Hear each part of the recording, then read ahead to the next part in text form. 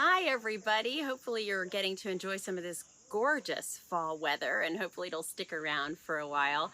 In the news this week, if you're open for business as an employer, you should probably know that it is your responsibility now to make sure your employees are protected and you're following COVID protocols.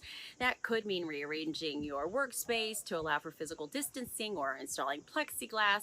Whatever it is, you've had 6 months really to figure it out and put these things in place. So now federal and state agencies are starting to crack down on companies that are not doing it, especially out in California. Cal OSHA recently cited 11 companies for failing to follow the agency's recommendations. The biggest fine, which is being called the biggest COVID-related fine so far, goes to Overhill Farms, a frozen food manufacturer in LA. Now, what the citation alleges is that they did not put up plexiglass anywhere, they did not allow for social distancing in several areas of the plant, and maybe worst of all, they had 20 cases that they didn't report or investigate, and it seems they failed to alert employees that they might have been exposed.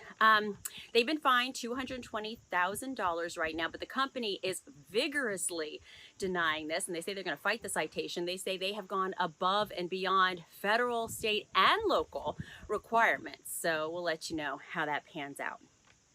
We've all been watching those horrible wildfires out west, and they're not just burning forests and homes, they're burning tens of thousands of acres of marijuana crops. Experts are saying the damage could be in the tens of millions of dollars, and it could really affect the recreational and medical industries in California, Oregon, and Washington state.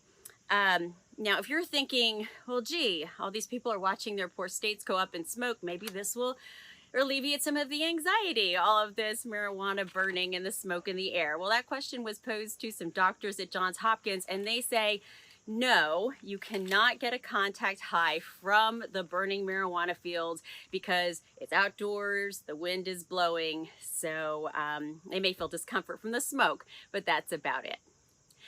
Well, here we are again. It is the middle of the month, which means we're talking about ICE and them extending those Form I-9 Section 2 rules, flexibility. This time they're doing it not just for 30 days, but for 60 days. So the extension goes until November 19th, so we won't be chatting about this again next month. Now, with all this changing so rapidly and that end of the extension is looming, you might have a lot of questions. So if you do, go on over to ebiinc.com and check out our blog where our resident I-9 expert, Courtney Nelson, will take you through all of those questions and try to help you out with the answers you need. And if you have more screening questions, also check out ebiinc.com, and we'll see you back here next week. Take care, everybody.